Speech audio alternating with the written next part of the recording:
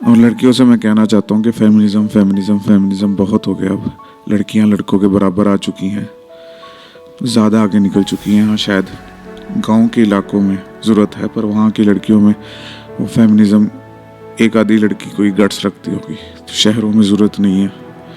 और फेमिनिज़म वाकई ही करना है तो सही में करो ना यार। लड़कों से बराबरी करनी है, बराबरी तो हो चुकी है, अब क्या चाहिए। अब लड़के बेचारे, लड़कों में कम कॉन्फिडेंस है, लड़कियों में बहुत कॉन्फिडेंस है, लड़कियों को खुद पता है। और आई थिंक जॉब मार्केट में भी लड़कियों के लिए ज़्यादा जॉब्स हैं इस वक्त लड़कों से।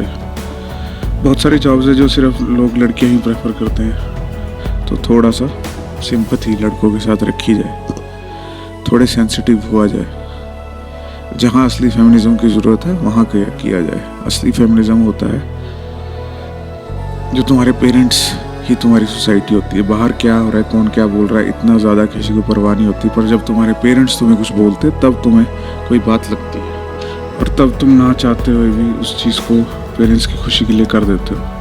और वो फेमिनिज्म धरा का धरा रह जाता है जब तुम्हारी लव मैरिज नहीं होने देते पेरेंट्स। तब तुम्हारा फेमिनिज्म तब आए ना,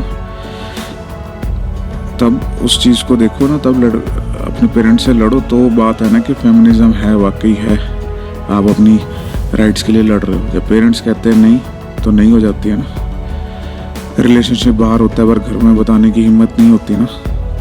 झूठ बोला होता है घर पे झूठ मतलब बताया नहीं होता, छुपाया होता है। तो वहाँ फेमिनिज्म लेके आओ ताकि हमारे पेरेंट्स सुधरे। वहाँ कोई फेमिनिज्म नहीं है, सिर्फ लड़कों के अगेंस्ट। जहाँ पे आपने उनके अगेंस्ट चूज़ करना है वहाँ सारी खड़ी हो जाती हैं लड़कियाँ फेमिनिज्म फेमिनिज्म करके। पर जहाँ मुश्किल काम है, जहाँ वाकई फाइट है, वहाँ नहीं, वहाँ गिव अप कर देती हैं, वहाँ कॉम्प्रोमाइज़ कर लेती हैं। बुरा तो लगता है जब भी कोई नया चेंज आता है, तो बुरा तो लगता ही है। आई थिंक अब टाइम आ गया है कि फेमिनिज्म की डेफिनेशन चेंज करनी ही चाहिए। बहुत ज़रूरत है इस चीज़ की हमारी सोसाइटी को इस वक्त। जैसे जब मेल सोसाइटी डोमिनेटिंग थी और लड़कियों पे अत्याचार हो रहा था, तो जब चेंज आया तो एडजस्ट करना मुश्किल हुआ होगा मेल्स को पहले। ऐसे ही पेरेंट्स को भी मुश्किल होगी, बुरा तो लगेगा ही। पर अब जो ये feminism I think broad sense में लेना चाहिए। This is not against man और only man are against the rights of women. I think like even girls sometime are against other girls, against their rights, and there are girls who will misuse their powers. So अगर एक लड़की भी आपके rights को दबा रही है तो उसके अगेंस्ट लड़ना भी फेमिनिज्म ही है। और कुछ आजकल भी हैं कुछ औरतें जो they want a male child, तो वहाँ लड़ना आई थिंक फेमिनिज्म है। तो there is a lot of jealousy between females, even best friends. So वहाँ पे उस चीज़ को ठीक करना आई थिंक फेमिनिज्म है। तो it is not just against society और mainly against male society. It should be used in a broad sense. And main society is at your home. They will tell you what to do, what not to do, what to wear, what not to wear. So I think वहाँ पे feminism को use करना चाहिए, ना कि सिर्फ जहाँ आपको कन्वीनियंट लगे वहाँ आपने ये बात बोल दी, और जहाँ सोसाइटी का भी नुकसान होता है। क्योंकि एक इंसान अगर गिव अप करता है, एक लड़की अपनी मर्ज़ी से लव मैरिज नहीं कर पाती अपनी, जैसे अगर लड़का दूसरी कास्ट का है तो आपकी फैमिली नहीं अलाउ कर रही, या फिर आपकी फैमिली को लव मैरिज से ही प्रॉब्लम है, या स्टेटस। सो अगर यहाँ आपने नहीं लड़े, गिव अप कर दिया, तो ऐसे बहुत सारी लड़कियाँ करती हैं कॉम्प्रोमाइज़। तो क्या फेमिनिज्म का क्या फ़ायदा रह गया? आप जॉब तो करने लग गए, सब कुछ करने लग गए, पर आप खुल के तो फिर भी नहीं जी पाते। खुल के तो आप अभी भी घूमने नहीं जा सकते। अगर आपको रात को जाना है क्लब वगैरह, तो कितनी लड़कियाँ होंगी जो बहाने मार के जाती होंगी, जो पीजी में नहीं होंगी। तो बताइए कि क्या फ़ायदा हुआ फेमिनिज्म का?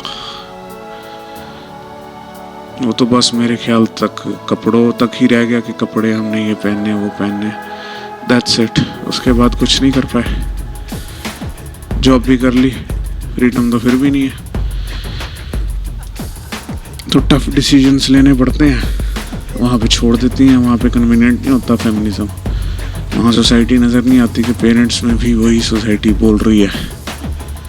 आज ही आपने गिव अप किया, ऐसे कई लड़कियाँ गिव अप करेंगी। बाहर के लोग तो आपको प्रेशराइज नहीं करेंगे कि इससे शादी करो या उससे शादी करो। रिलेटिव्स कर सकते हैं, पर अगर आप अपना स्टैंड ले लोगे या आपके पेरेंट्स भी ले लेंगे आपके लिए स्टैंड, तो कोई थर्ड पर्सन आके आपको रोक नहीं सकता किसी चीज़ के लिए।